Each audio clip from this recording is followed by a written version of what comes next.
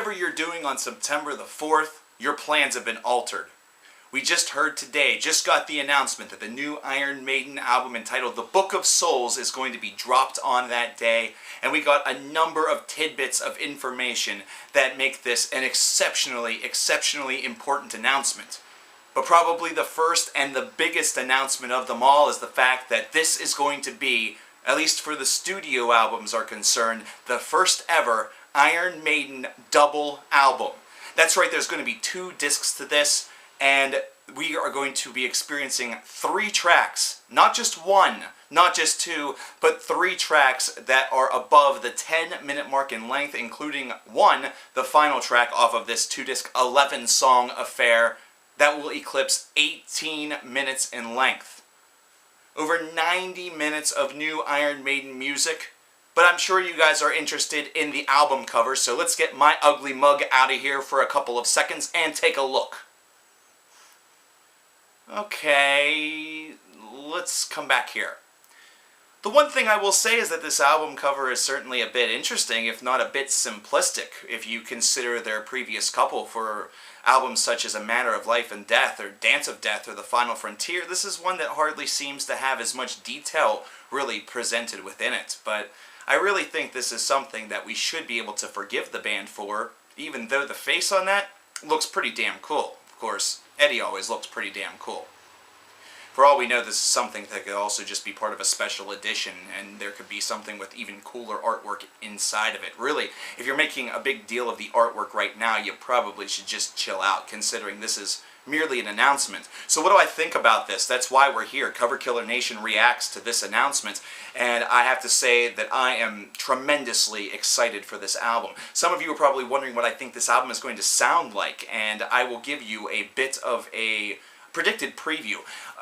Within the past couple of albums, and really this is something that's been beginning ever since Brave New World, the band has certainly taken on a direction that has molded their new wave of British heavy metal sound with a little bit of maybe even a progressive sound, either that or one that has been expanding toward longer arrangements, and it's something that the band has always toyed with. I mean, after all, Rime of the Ancient Mariner from the 1980s was more than 10 minutes in length, but it's something that's happened a lot more often in recent albums, or on recent albums, should I say. I definitely look for that to continue to morph and continue to become an even larger and more important facet of their sound. With there being a song on here that's about 18 minutes in length, I definitely would kind of pin this to be a multi-part song. It's one that was penned completely by Bruce Dickinson, which is something that's very clever and unique. We haven't seen that very often. Usually this has been very collaborative. But this is a band that also has reportedly written a lot of this while they were right there in the studio, as opposed to bringing a lot of these ideas into the studio from the outside. So it's been reported that it has a very live feel to it, which is certainly going to be an interesting endeavor, an interesting experience. I also think that based around the length of this album and the length of some of these tracks, that there's definitely going to be a concept here. I think this is going to have a little bit more of a story arc to it than perhaps was originally intended.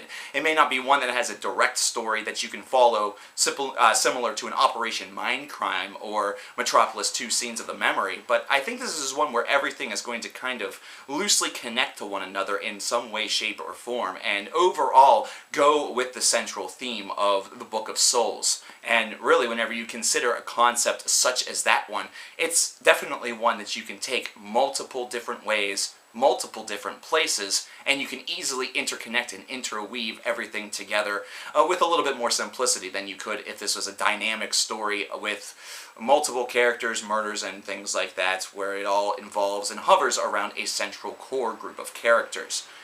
I really am excited about this announcement. September the 4th cannot get here soon enough. We just got another huge, mammoth heavy hitter here in 2015 out of the bands that are going to be releasing albums later on this year.